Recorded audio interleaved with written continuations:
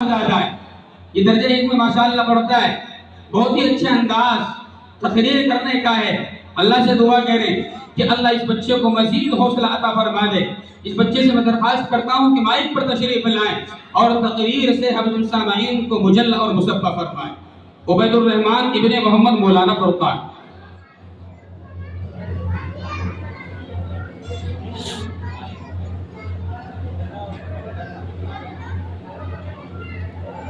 بسم اللہ الرحمن الرحیم.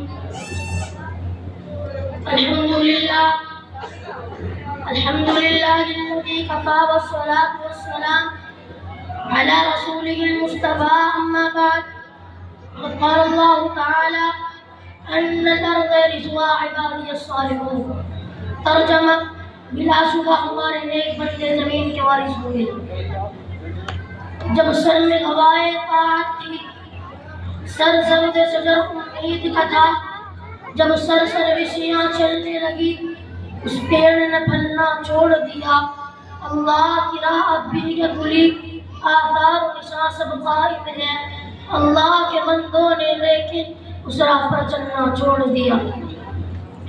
ذرا آپ اس زمانے کا تصور کریں جب ایک وطن کا ایک 40 سالہ انسان نے اسلام کی آواز بلند کی اور صرف 23 سال میں وہ آواز اتنی دور پہنچ گئی کہ تاریخ اس کی مثال دینے سے قاصر ہے. اور ابھی ایک صدی بھی نہ گزری تھی کہ ایک انقلاب رونما ہو گیا. جو غریب تھے وہ امیر ہو گئے، جو بیچارے چرواہے کہے جاتے تھے وہ مسند اقتدار پر متمکن ہو گئے. جنہیں دنیا والے ان پڑھ بدو کہا کرتے تھے، ان کا سیل رواں اتنی تیزی سے بڑھا، ربع مسکون عالم پر ان کے تہذیب و تمدن کا ڈنکا بجنے لگا. جو تعلیم و تہذیب میں پچھلی صفوں میں تھے وہ امام بن گئے. انہوں نے یہ ثابت کر دیا کہ قرآن کا یہ اعلان اپنی جگہ درست تھا. ان الارض يرثها عبادی الصالحون.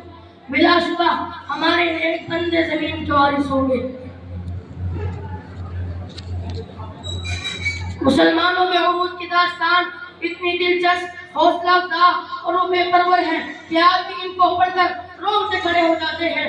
علامہ اقبال نے کیا خوب کہا تھا: دشت تو دشت ہے دریا بھی نہ چھوڑے ہم نے، دشت تو دشت ہے دریا بھی نہ چھوڑے ہم نے، ظلمات میں دوڑا دیے گھوڑے ہم نے. ایک وقت تھا جب مسلمانوں کی شوکت و سدوس اور رب و غیب کا ڈنکا بج رہا تھا. چاروں عالم میں ان کے عروج کی داستانیں بر زبان تھی.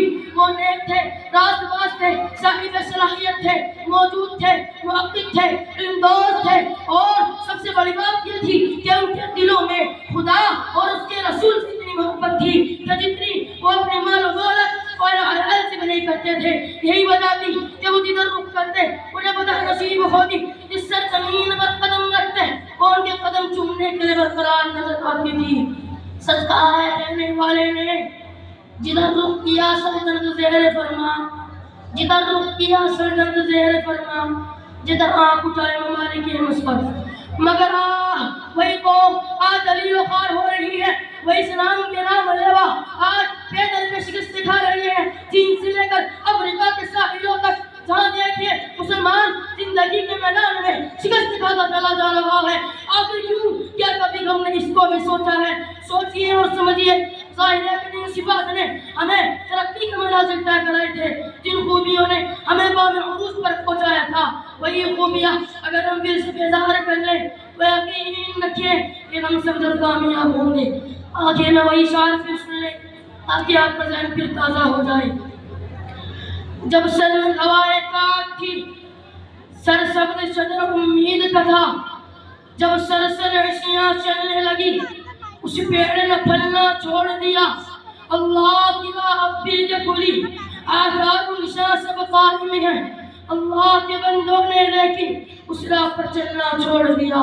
وآخر دعوانا الحمدللہ رب العالمین. ماشاءاللہ اس بچے کے حوصلے اور جرأت کو سلام.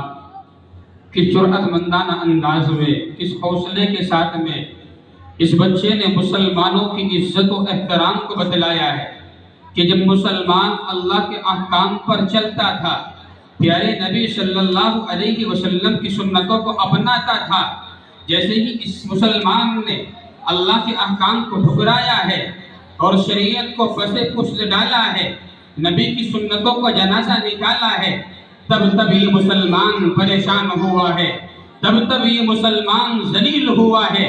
تو آج میں اور آپ اس جلسے کے اندر، آج میں اور آپ اس مجمع کے اندر یہ عہد کریں کہ انشاءاللہ اپنے آپ کو سدھارنے اور سنوارنے کی کوشش کریں گے، اللہ کے احکام پر اپنے آپ کو چلانے کی کوشش کریں گے۔ محسوس یہ ہو رہا ہے کہ جیسے نیند کا غلبہ ہو، جیسے میرے اور آپ کے اوپر سستی چھائی ہوئی ہو، تو آپ کو بیدار کرنے کے لیے آپ کی اس